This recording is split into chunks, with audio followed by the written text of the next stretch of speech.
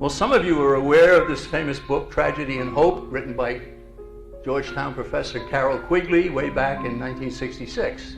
Carroll Quigley wrote this 1,300-page book, and he told us in his book that he was aware of a secret society whose purpose was to rule the world, and that its agents in the United States were the Council on Foreign Relations.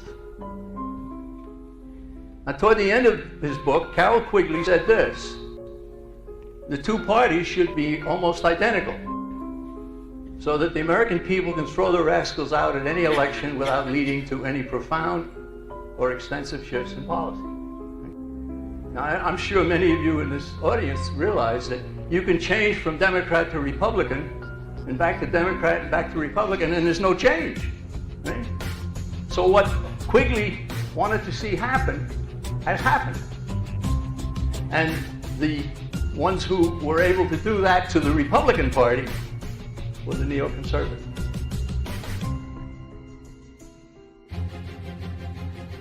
So what is a neoconservative? Well, here's a man who has happily accepted the title of godfather of neoconservatism, Irving Kristol. He accepted the New Deal of Franklin Roosevelt, and that's socialism. Massive government creation of government departments, bureaus, agencies, and it deepened the Depression in the 1930s, the New Deal. But this man was in favor of that. How and why did neoconservatism get started? They said with the nomination of George McGovern signified that the Democratic Party was not hospitable to any degree of neoconservatism.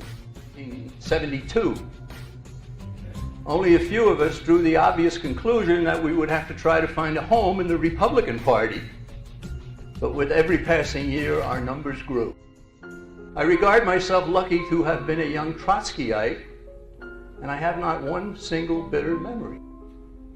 Trotskyite, right? Who's Trotsky?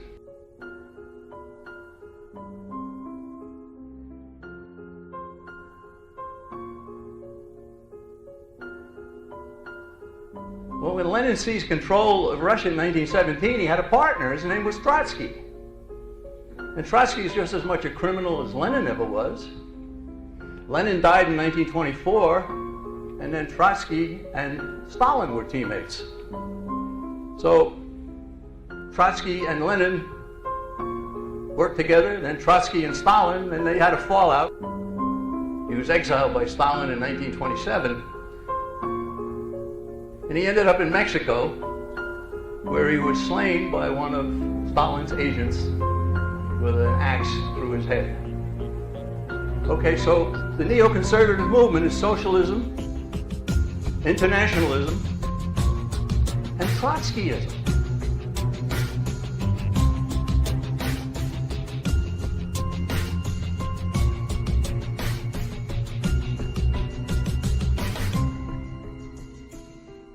This was formed after the election in 1992 when George H.W. Bush, the older Bush, was beaten. And his top assistants, Dick Cheney, Donald Rumsfeld, Paul Wolfowitz, had already decided, after having engineered the first attack on Saddam Hussein, they wanted to do it again. But they weren't able to do that because Papa Bush lost the election to Bill Clinton. Okay, so the project of the New American Century was formed during the Clinton administration by these people. So, the path to war. So out of office in '93, they formed the PNAC. They petitioned Clinton and Gingrich, who was then Speaker of the House, to invade Iraq. Well, Clinton got himself tied up with some personal matters. I am looking forward to the opportunity in the next few days of testifying. I will do so completely and truthfully. I am anxious to do it, but I hope you can understand why in the interim I can and should have no further comment on these matters. Thank you very much. Are you standing by your public statement on Monica Lewinsky, Mr. President? Wasn't able to do it.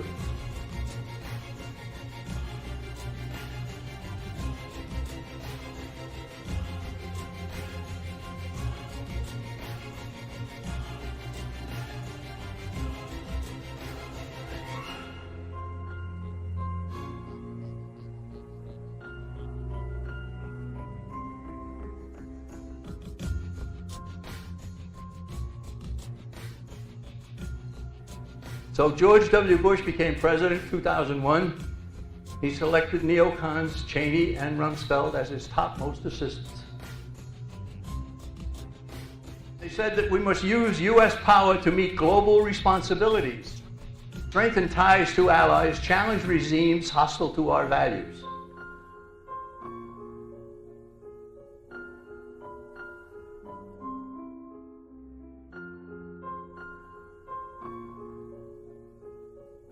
They urged the invasion of Iraq before 9/11.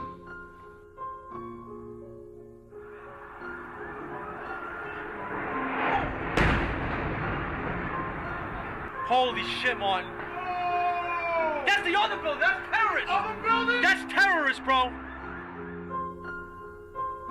Rahm Emanuel said, "A crisis is a terrible thing to waste."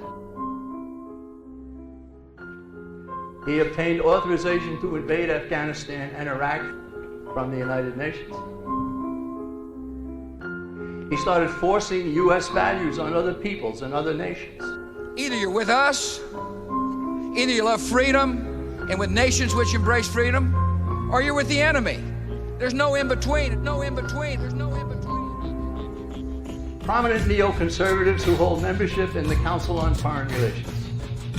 Dick Cheney, Paul Wolfowitz, Charles Krauthammer, Elliott Abrams, Newt Gingrich, Condoleezza Rice, Henry Kissinger, Robert Kagan, Rupert Murdoch, John McCain, John Bolton. World government. All neoconservatives want world government. They may have minor disagreements among themselves, but they all favor continued U.S. subservience to the United Nations.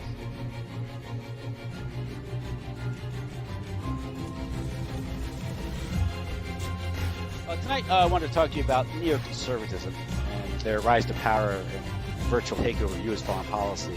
Most Jews were communists in the 1930s. Most Jews lived in New York City at that time.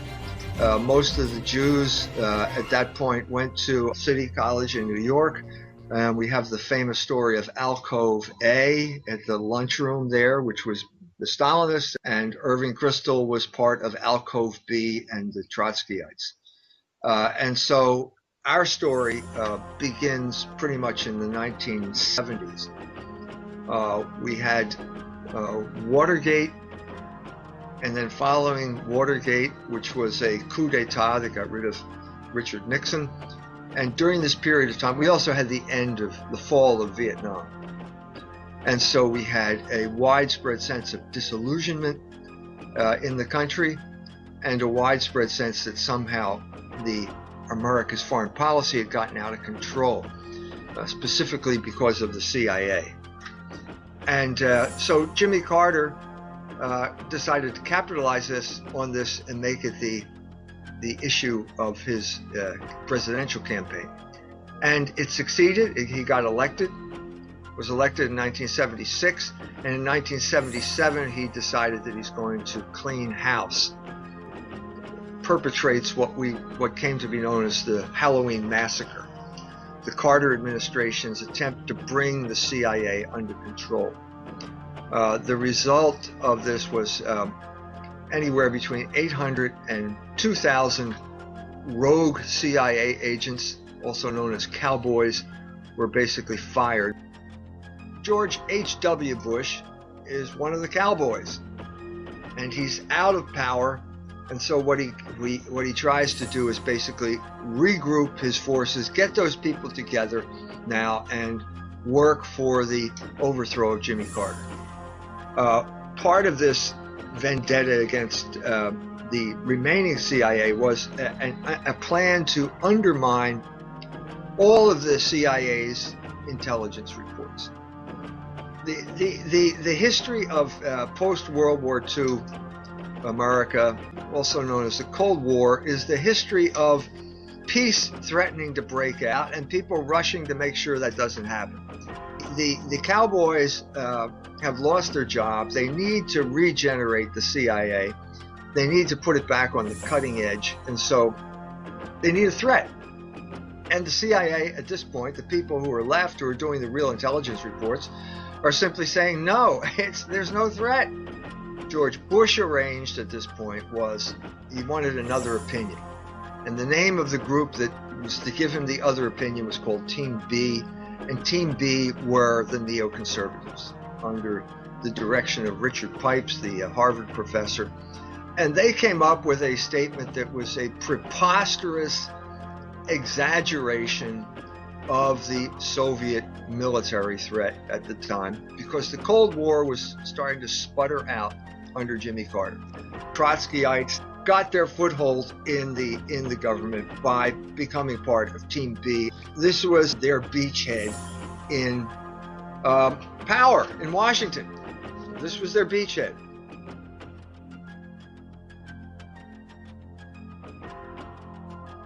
Well, let's say late 78, the demonstrations in Tehran are getting more and more insistent, and they're getting bloodier by the moment. The Ayatollah Khomeini absolutely hates Jimmy Carter, and so the Bush wants to be president, and he's going to use his CIA cowboys to get him elected president, but it's not in the cards. And so as 79 turns into 80, it looks as if Ronald Reagan's going to be the guy. David Rockefeller is the one who, through Kissinger, who was the Rockefeller asset, persuaded Carter to let the Shah into the country. The Shah needs a place to live. He's dying of cancer.